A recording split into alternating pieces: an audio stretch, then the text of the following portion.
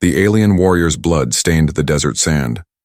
Smoke drifted from the wreckage of the last outpost, where the final battle had taken place. Her name was Kerala, a commander of the Zerreen Empire. Proud, fearless, and undefeated, until now. Her legs were gone, torn away by a blast. Her body lay broken among ruins, and her people had already evacuated. They believed she was dead. Maybe they wanted to believe it. The Zerreen did not rescue the weak, and a warrior without legs was useless. But she wasn't dead. Not yet.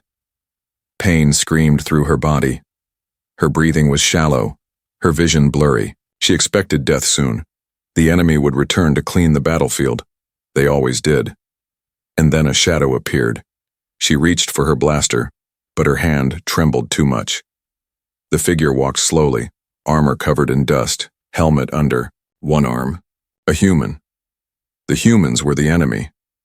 Monsters, her leader said, ruthless and wild, the worst kind of fighters. But this one didn't raise a weapon. Instead, he knelt beside her. Still breathing? He asked softly, as if talking to a wounded animal. Kerala bared her teeth. Kill me, human, I will not beg. He looked her in the eyes. I'm not here to kill you. She didn't believe him. Not at first. But he dropped his rifle and opened his med kit. My name's Sergeant Cole, he said, working fast, wrapping her wounds. You're not dying today.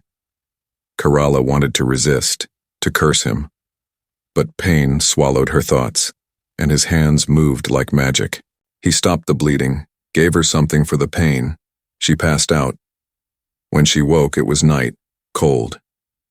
She was lying in a small cave, covered with a survival blanket. A fire crackled nearby. The human sat at the entrance, watching the stars. She tried to sit up, but her body refused. He turned at the sound. You're lucky, he said. That blast nearly tore you in half. You should have left me, she whispered. Yeah, that's what command told me to do. Her eyes narrowed. Then why are you here? He was quiet for a moment. Then he said, because no one deserves to die alone, not even an enemy. Kerala didn't know what to say. The Zerreen never showed mercy, never helped the weak. Her own people had left her, but this human stayed. For the next few days he fed her, cared for her, even built a stretcher from scrap metal and rope. He carried her through enemy territory, dodging drones and patrols, always moving, always alert. She asked him once, why take the risk? He shrugged. Because war doesn't have to kill our souls. She didn't understand that at first, but each day with him, she saw something strange. Kindness in a place of violence, hope in a place of death. One night, after a close call with a scout drone, she said, your people call us monsters. Some are, he said, but not you. Not anymore. That hit her harder than any weapon. After nearly 2 weeks, they reached an old human outpost. Abandoned, but with working comms. He sent a message to his unit. Help arrived the next morning. When the transport came, the human medics looked at Kerala with confusion. One whispered, she's Zerreen. Why'd you bring her? Cole only said, because she's alive. They took her to a field hospital.